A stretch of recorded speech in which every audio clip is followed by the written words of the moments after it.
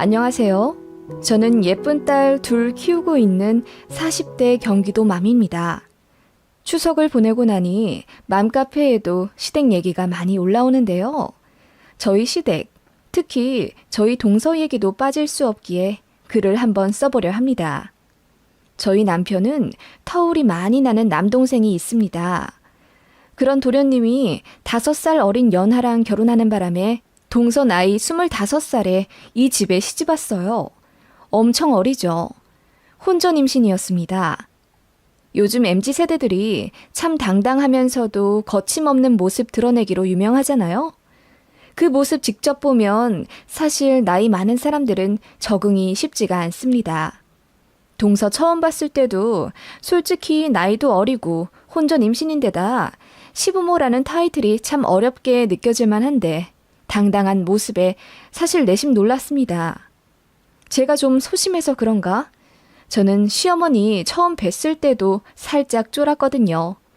그런데 동서는 어깨도 쫙 펴고 고개도 빳빳이 들며 조금도 주눅 들어있지 않은 모습으로 똘망똘망하게 조금 꼰대 같은 마인드로 말하자면 어른한테 두 눈 똑바로 뜨고 까랑까랑하게 잘도 대답하더라고요. 아랫동서이고 나이도 많이 어린데도 딱히 저를 어려워하는 모습이 전혀 없었습니다.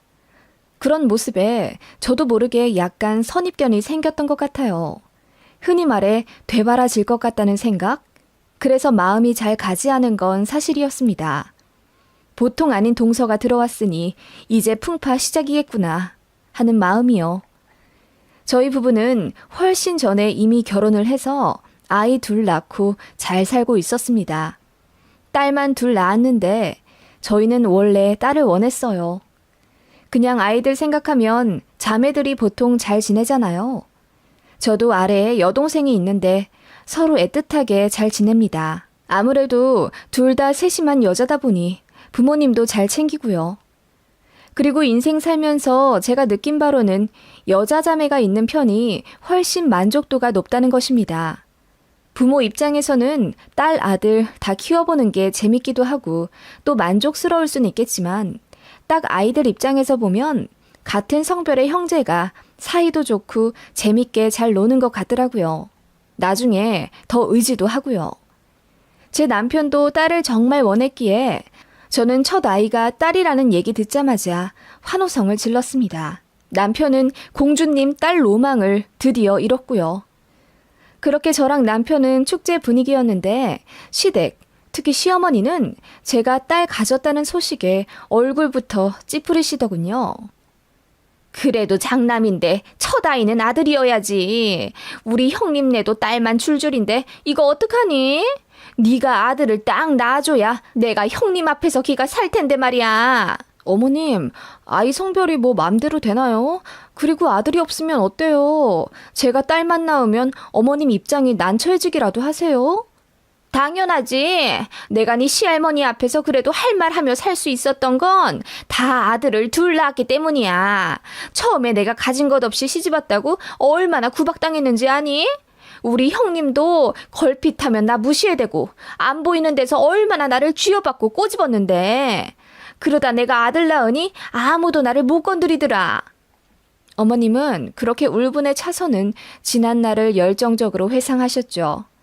저희 시댁은 제사도 많고 굉장히 가부장적인 집안이었어요. 남아 선호가 너무 심해서 고작 15년 전까지도 여자들은 밥상에서 밥도 같이 못 먹고 바닥에서 쭈그려 앉아 먹었다네요. 그런 시댁을 겪은 시어머니라 아들 거리는 점은 이해하지만 지금 같은 시대에 저한테까지 아들 손자를 강요하시는 건 말도 안 되죠. 그래서 저랑 남편이 잘 설명해 드렸어요. 요즘 아들, 딸 구별 없고 대를 인내만에 하는 것도 큰 의미가 없다고요. 그랬더니 오히려 아버님은 가만히 계시는데 어머님이 길길이 날뛰시면서 큰일 날 소리를 하고 앉아있다. 니들 어떻게 하는지 내가 다 두고 볼 거야. 딸만 낳는 며느리는 이 집안 가족 될 자격도 없는 거야. 그렇고 말고. 그렇게 어머님은 너무나도 황당한 이론을 펼치시며 딸 들어있는 제 만삭의 배를 보고도 출산 직전까지 아들 타령을 하셨습니다. 저는 너무 스트레스 받아서 시댁 방문도 삼가고 어머님 전화도 안 받고 그랬었어요. 뱃속의 딸이 그런 험한 말 들을까봐 너무 미안하더라고요.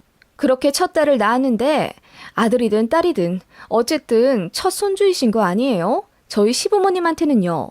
시아버님은 제 딸을 품에 안자마자 시커먼 아들만 줄줄이 키워봤는데 이렇게 예쁜 공주님을 안아보기도 한다며 감격에 겨워 우시더라고요. 좀 놀랐어요. 어머니만 멀뚱히 서서 아예 쳐다도 안 보셨고요. 손녀딸이라 정이 안 간대요. 그렇게 대놓고 말씀하시더라고요. 정말 어이가 없었고 애 낳자마자 그런 소리 들으니 세상 서럽더군요. 아버님이 보다 못해 왜 이렇게 오버를 하고 앉아있냐며 핀잔을 주셨지만 어머님은 아들 낳아야 산후조리비도 줄 거라며 돈 한 푼, 아니 내복 한 장 안 사주셨습니다. 아버님이 뒤로 몰래 300만 원 주셨고요. 진짜 시아버지 아니었으면 저 산후우울증 왔을 것 같아요. 제 딸은 태어나자마자 환영받지도 못하는 존재인가 싶어서 너무 서럽고 또 아이 입장에서는 얼마나 억울한 일이에요. 탄생 그 자체로 축복받아야 하는데요. 남편도 본인 어머니에게 너무 실망했다며 엄청 싸웠습니다. 첫 손주 그렇게 대할 거면 본인도 이제 엄마 없다고 생각할 거라고요. 연 끊겠다고 선언하고 전화도 안 받고 명절에 가지도 않으니 그제서야 발 동동 구르며 미안하다고 하시더라고요. 물론 저한테 사과하신 건 아니었습니다. 남편한테만 하시더라고요. 저는 그런 시어머니가 너무너무 징글징글하게 느껴졌고 인간적으로 실망했다고 해야 하나요? 인간의 존엄성을 무시하는 나쁜 사람이라는 생각에 존경심조차 사라지더군요. 그래서 시댁 거의 안 갔어요. 그래도 저희가 시댁 가면 어머님 빼고 모든 가족들이 제 딸 이쁜 짓에 녹아서 행복해하니 어머님도 태세 전환을 하셔선 할머니 노릇을 조금씩 하시더라고요. 그러다가 제가 둘째를 가졌고 그 아이마저 딸이라는 소식에 어머님은 대놓고 땅이 꺼져라 한숨을 쉬셨어요. 그 모습 보니 저도 우라통이 터지더라고요. 진짜 시댁에 발걸음하기 싫었는데 아버님 건강이 안 좋아지셔서 입원도 하시고 이래저래 봐드려야 하는 입장이니 상황이 시댁을 외면할 수가 없었어요. 그리고 더 큰 문제는 저희가 청약이 당첨되었는데 막판에 대출에 문제가 생겼어요. 이리 뛰고 저리 뛰고 친정에도 손 벌려가며 돈을 겨우 마련했지만 3천만 원 정도가 또 모자랐습니다. 그 돈을 시댁에서 해주셨어요. 덕분에 집장만을 할 수 있게 되었고 어머님께 인간적으로 실망을 했건 말건과 상관없이 이제는 시댁에 감사해야 하는 입장이 된 거죠. 이래서 시댁에 금전적으로 기대고 싶지 않았는데 애들 둘 있는 입장에 그깟 자존심이 문제겠어요? 울며 겨자 먹기로 시댁 다시 다녔고 다만 이제 제 딸들도 많이 컸고 말귀도 잘 알아들으니 앞에서만이라도 차별 발언은 하지 말아달라 부탁드렸습니다. 그래도 저희 딸들이 꽤 예뻐요. 시어머니가 약간 강수지같이 생긴 스타일이신데 저희 딸들이 하필이면 시어머니랑 완전 똑같이 생겼습니다. 옛말에 뱃속의 아이는 제일 미워하는 사람 똑 닮아 태어난다고 하더니 제가 딱 그 짝이었네요.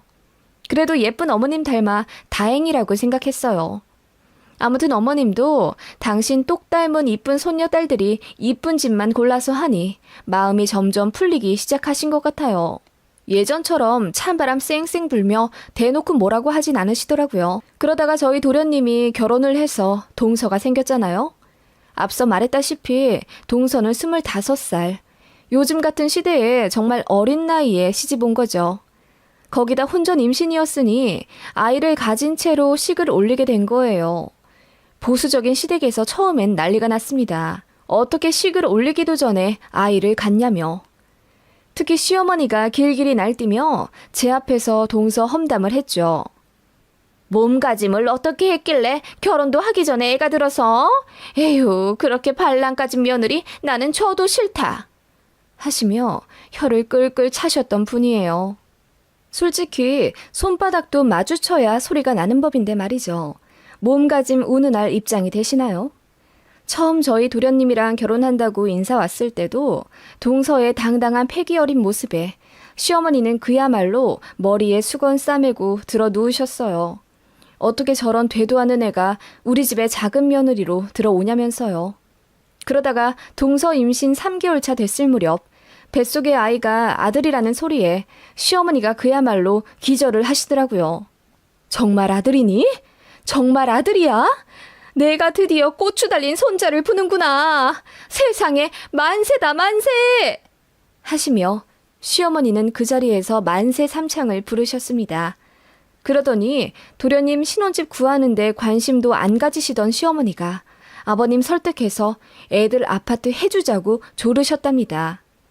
아버님은 두 아들한테 공평하게 해주려고 하셨는데 어머님이 난리를 치시며 대 있는 유일한 아들한테 집을 당연히 해줘야 한다며 안 그러면 황혼 이혼한다 어쩐다 소리까지 하셨대요.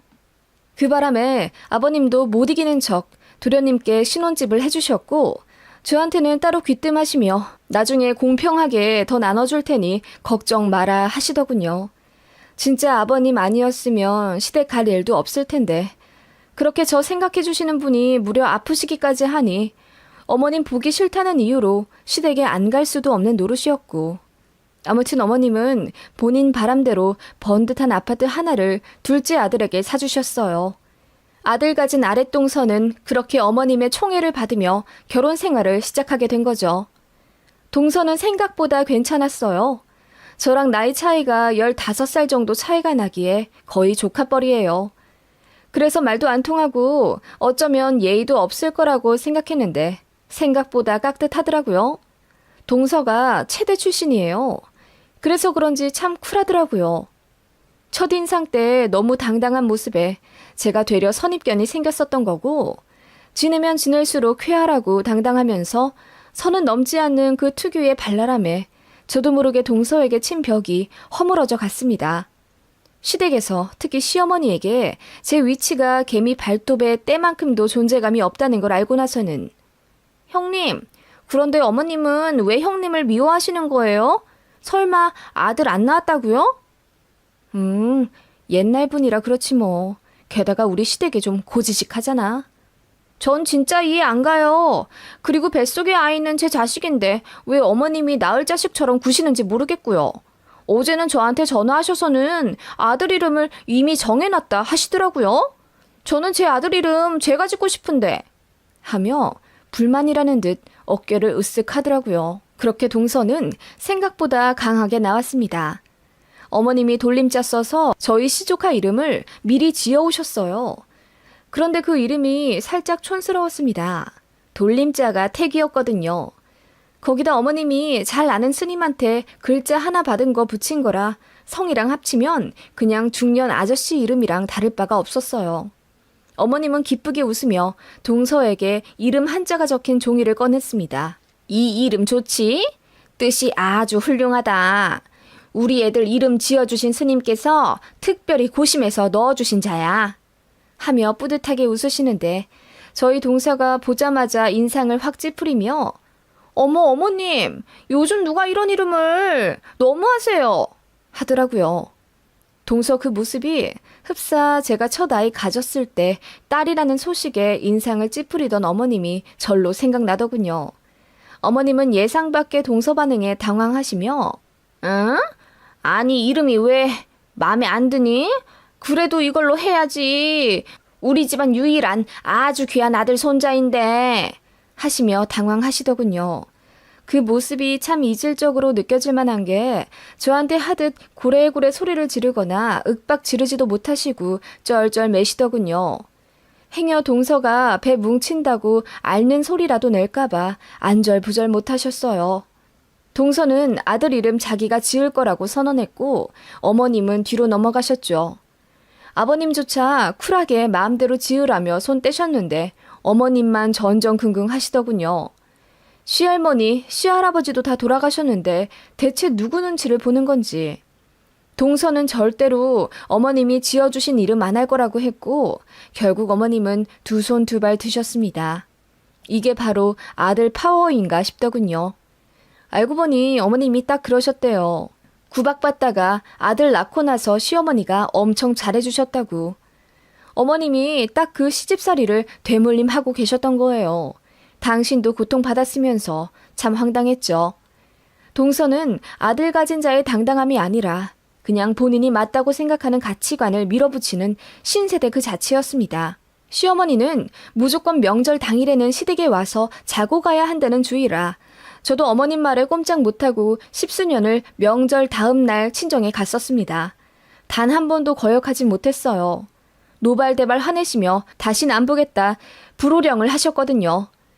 게다가 시댁보다 친정에 하루 더 있는 것도 어머님은 절대로 용납하지 않으셨습니다. 여자는 출가 외인이라며 명절에 친정 가게 해주는 것도 고마워해야 한다 어쩐다 하시더군요. 남편이 중간에서 막아보려 했지만 어머님은 본인 가치관 꺾으려면 당신 무덤 앞에서나 그러라며 살아있는 동안에는 어머님 말씀을 법으로 여기며 살아야 한다고 강조하셨죠. 그런 어머님 앞에서 동서가 칼을 내민 겁니다. 무려 첫 명절인데 동서가 본인 친정에 먼저 있다가 오겠다고 선언한 거죠. 어머님, 제가 효율적인 동선을 짠 거예요. 시댁 먼저 들렸다 친정 가면 저희 길바닥에서 하루 버리게 되는 거예요. 상행, 하행을 잘 계산해서 동선을 짜야죠. 요즘 같은 고유가 시대에는 특히 더요. 어머님, 저희 친정 먼저 갔다가 시댁으로 갈게요. 그래도 되죠? 라고 통보를 하더군요. 그 말에 시어머니는 뒤로 넘어가셨습니다. 말도 안 되는 이야기라고 하시면서 제 앞에서 진짜 울 듯이 하소연 하시더라고요. 그러면서 웃긴 게 동서한테는 한마디도 못 하셨다는 거예요. 걔 뱃속에 우리 손자가 있잖니. 내가 괜히 뭐라고 했다가 배가 아프다고 하면 하시며 그냥 참아주시더라고요. 솔직히 동서 말에 일리는 있었습니다. 친정이랑 신혼집이랑 더 가깝기도 하고 차 밀리는 거 계산하면 친정에 먼저 있다가 시댁 가는 게 낫긴 했거든요. 이래저래 맞는 말이니까 시어머니도 아무 말 못하시긴 하더라고요. 그런 이런저런 에피소드들을 겪으며 동서에게 참 감탄할 수밖에 없더군요. 아기가 있는 것 같진 않은데 본인이 생각하기에 맞다고 여기는 것들을 밀고 나가고 그러면서도 딱히 예의가 없어 보이진 않았고요. 참 독특한 친구라고 생각했습니다. 그리고 무엇보다 손이 동서인 저를 무시한다는 느낌은 조금도 없었어요. 첫인사 때 저에게 휴지 좀 갖다 달라고 했던 건 그때 제가 휴지 쪽이랑 가까웠기 때문이었고 그 외에는 본인이 해야 할 심부름 같은 건 다 나서서 하고 그러더라고요. 참 사람은 양면성이 있다고 느낀 게 바로 동서였습니다. 아무튼 동서는 그렇게 아들을 순산했고 시댁에는 경사가 났습니다. 시어머니는 떡두꺼비 같은 손자를 보게 됐다며 동네방네 자랑을 하고 떡까지 맞춰서 돌리더라고요. 정말 유난이었죠. 그렇게 행복한 순간도 잠시 어머님의 손자에 대한 집착은 결국 화를 불러일으켰어요. 매주 시동생네 집에 가셨다네요. 심지어 동선의 친정 어머님이 계실 때도 상관없이 말이에요.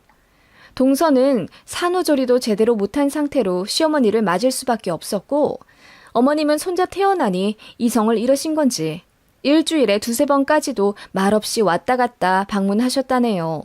심지어 자꾸 현관벨 누르는 게 귀찮으니 비밀번호를 알려달라고 동서에게 요구했다가 동서가 싫다고 했더니 어머님이 집 해준 은혜도 모른다면서 동서에게 처음으로 큰 소리를 치신 거죠.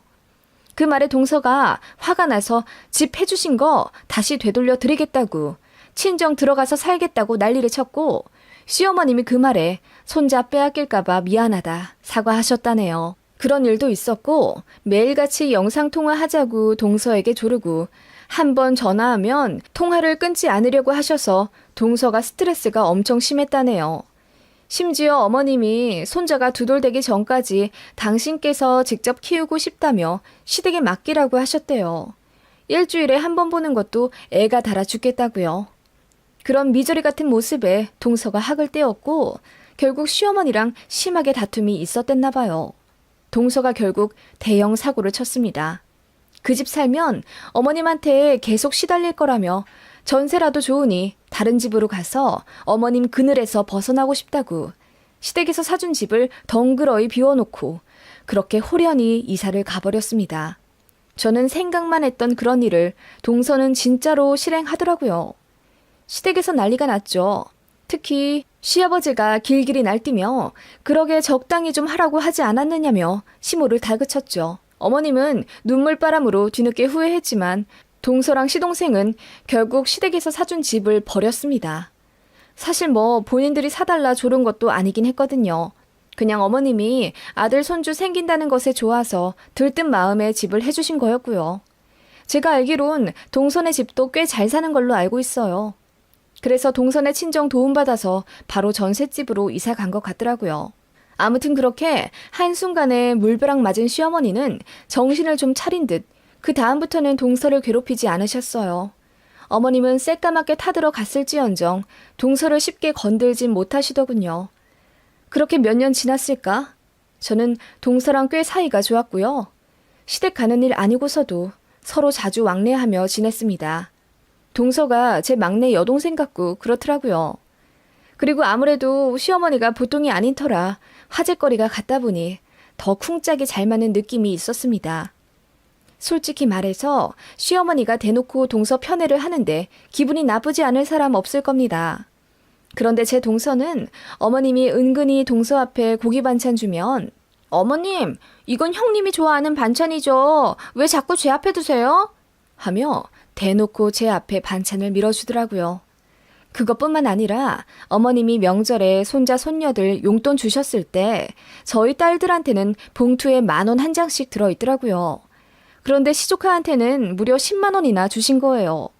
동서가 그거 보자마자 큰 소리로 말하면서 어머님, 봉투에 돈을 잘못 넣어주신 것 같아요. 우리 애는 아직 분유밖에 안 먹는데 맛있는 거 많이 먹을 수 있는 공주님들한테 더 드려야 하는 거 아닌가요? 하면서 본인 아들 봉투에 있던 5만 원짜리 2장은 제 딸들한테 나눠주고 동서는 제 딸들이 받은 2만 원 가져가더라고요. 그 모습에 어머님이 얼굴이 새빨개져서 자리를 피하셨고요. 그런 모습에 정이 안 갈 리가 없는 동서였어요. 그러니 꼭 명절 때 아니더라도 따로 연락해 만나고 그랬죠. 동서는 형님 하면서 저를 곧잘 따랐고 시댁에서 부당한 처우를 받는 저를 안쓰럽게 여기곤 했어요. 그렇게 지내다가 어느 명절에 시댁에서 다 같이 모여있던 자리였습니다. 문제의 발단이 된 그날이죠. 그날 차례상을 차리고 아침에 다 같이 밥을 먹고 있는데 어머님이 앓는 소리를 내며 이제 나도 슬슬 기력이 빠져서 제사 지낼 시간도 별로 안 남은 것 같다. 라고 하시더라고요. 그 말에 아버님이 먼저 그러게 제사를 하나로 합치든지 없애든지 하자고 했잖아. 우리 형님들도 다 그렇게 찬성하셨는데 왜 당신이 나서서 제사를 아직도 그렇게 힘들게 지내고 있어? 라고 하시더라고요. 사실 저희 시댁에서 지내는 제사는 1년에 8번 정도 있어요. 저는 꽤 많다 느껴요. 어머님은 처음에는 저 며느리로 들어오자마자 잘 됐다고 하시며 매 제사 때마다 제가 휴가를 내든지 해서 같이 돕기를 원하셨어요. 그런데 저도 일하는 며느리이고 무엇보다 제 남편이 굳이 제사 때문에 휴가 쓰고 하루 통으로 시간 날리며 고생하는 거 못 보겠다고 극구 반대해서 어머님 혼자 하셨거든요. 아버님이 돕긴 도우시지만 무엇보다 친가에서 제사를 줄이자는 건의도 나온 마당이었고 어머님께 적당히 간소화하든지 없애든지 하자고 말씀을 하셨어요. 그런데 구태여 빡빡 우겨가며 8번의 제사를 지킨 게 어머님이십니다. 며느리의 도리이고 제사를 지내야 집안에서 대우를 받는다며 절대 안 없애고 다 제대로 하겠다며 그렇게 고생을 매번 하시더라고요. 그러면서 화풀이 하는 대상은 저였고요. 큰 며느리인데 돕지도 않는다고요. 그러다가 제가 딸만 둘 낳으니까 제사 없어질 판이라고 울상을 지으시다가는 동서가 아들을 낳으니 환호하셨던 거죠. 어머님은 그전에도 지나가는 말씀으로 우리 손자 덕분에 나도 제사밥 먹을 수 있게 생겼네. 이제야 안심이야. 라고 하셨어요. 동서 얼굴만 흑빛이 되었고요. 그렇게 어머님은 나중에는 대놓고 10년 뒤부터 작은 며느리가 제사 이어받고 시조카가 결혼하면 그때 물려 이어주라고 플랜을 설명해 주시더라고요. 너무 황당했습니다.